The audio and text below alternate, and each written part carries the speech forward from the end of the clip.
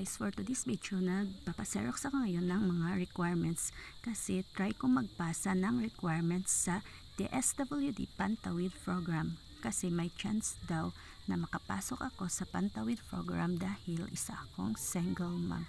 So malaking tulong na yan sa akin guys at saka sa aking anak na nag-aaral. So ngayon guys, papunta na kami sa Pantawid office with my mother.